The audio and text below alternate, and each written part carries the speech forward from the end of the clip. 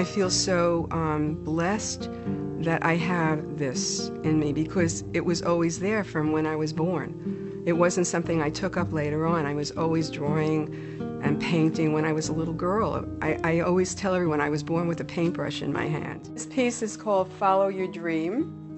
And it was a thing that I told my children when they were growing up, that I wanted them to follow their dream. I feel that that's very important, and most people don't really have the opportunity to do that. This is part of a series of small sculptures that I did, and they're called Relationships. And that piece is called Baby No-No. That was the birth of my second grandson, whose name is Noah, and it's kind of the emerging of a new life. This piece is called Resurrection, and it refers to the phoenix, the bird that was the most beautiful bird in the Arabian desert, and it flew for thousands of years and then burned itself on its own pyre and then resurrected itself to become even more beautiful. It was also related to something going on in my life, and the idea that you can resurrect yourself. That's called Changes. And when you start hearing the names of all these works, you know that there's been a lot going on in my life, and I express it in my work. It's like my way to somehow figure out how to make things better, how to change things. The work is actually almost like a catharsis. Every single day, I'm sure other artists have the same thing, the element of time. Because when I think about the number of my age, that makes me feel pressured. It makes me feel like there are not enough hours in the day to do all the things I want. I've never, ever had a block. That piece is very significant to me because for several years I wasn't working. I couldn't work because we were building a new studio here, and I was very occupied with running the whole project.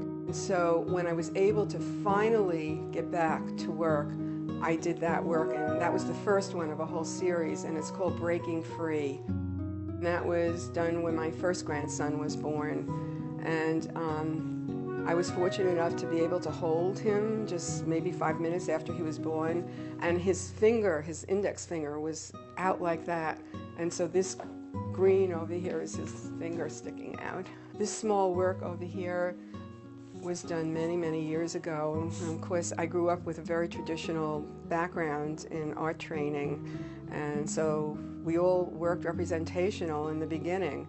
And the painting next to it was done as a little test for myself to see if I could do something really small, and then when it was photographed, not to be able to tell, that you wouldn't be able to really know the scale of it. That piece is called A Dozen Roses.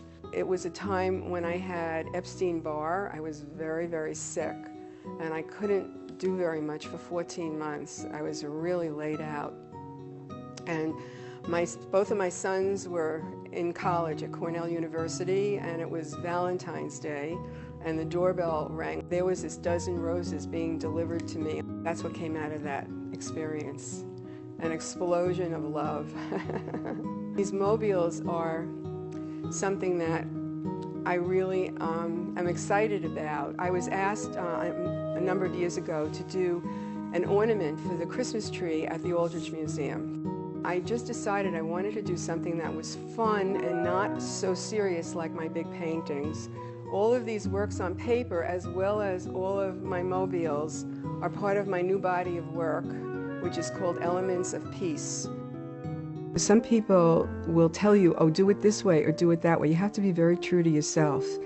And that takes a lot of courage, and it takes some learning and some knowledge and some sophistication.